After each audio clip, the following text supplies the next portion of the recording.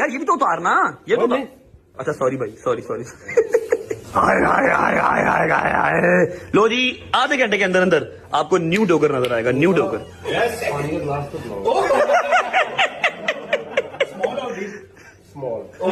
अच्छा जी, आधे घंटे में न्यू डोगर, और कोई मजाक नहीं, कोई टीटो पार्टी नहीं, कोई ड्रामा नहीं, कोई प्रैंक नहीं, क्योंकि दूल्हा is on the way guys, दूल्हा इज ऑन द वे।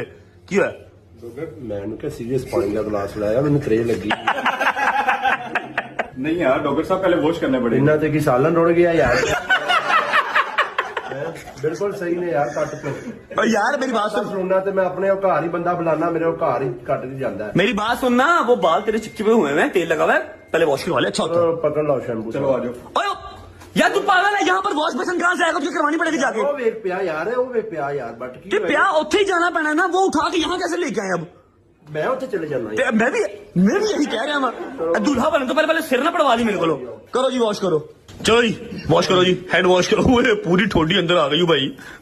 ओए बड़ा ठंडा, बट तू मेरे को मार नहीं खानी यार, इतना ठंडा पानी आया मस्कार यार।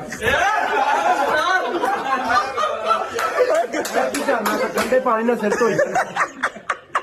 मेरी बात सुन, अब गर्मियां आ गई हैं, ठंडा नहीं मैं नहीं बना, गर्म पानी ना दूल्हे पागल समझा। गर्म पानी ना मेरी बात सुन, सारे भी व्लॉग देखते हैं, उन्होंने कहना साडा मुंडा तो ठंडे पानी नहांदा ही नहीं है। चलो साफ करो फिर।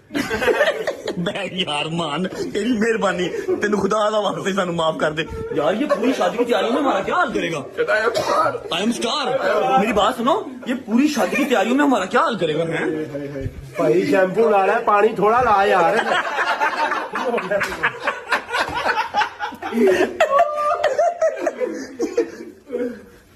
ओए